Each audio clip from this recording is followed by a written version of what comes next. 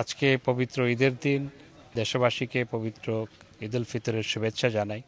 আমাদের এই দেশ হিন্দু, মুসলিম, বৌদ্ধ, খ্রিস্টান সবার মিলিত রক্তস্রোতের বিনিময়ে আমাদের এই দেশ রচিত হয়েছে। আমাদের এই দেশ থেকে যেন সমস্ত সাম্প্রদায়িক অপশক্তির বিনাশ ঘটে এবং পবিত্র ঈদের দিনে মহান আল্লাহর কাছে, স্রষ্টার কাছে প্রার্থনা যে আজকে আমাদের দেশে যেন আমরা সব সম্প্রদায়ের মানুষ, সব মত এবং পথের মানুষ একসাথে দেশের উন্নয়ন অগ্রগতির জন্য কাজ করতে পারি। একসাথে মিলেমিশে আমাদের দেশে যে সম্প্রীতি আছে সেই সম্প্রীতির বন্ধনকে যেন আরও দৃঢ় করতে পারি। আমাদের দেশ থেকে যেন অপরাজনীতি দূর হয়, পলিটিক্স অফ ডিনায়াল এবং পলিটিক্স অফ কনফ্রন্টেশন এটি যেন চিরতরে দূরীভূত হয়।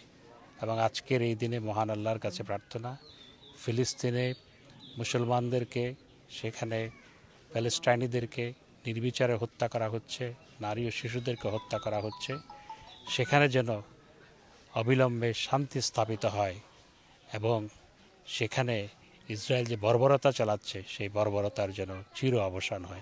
এটি মহান আল্লাহর কাছে প্রার্থনা।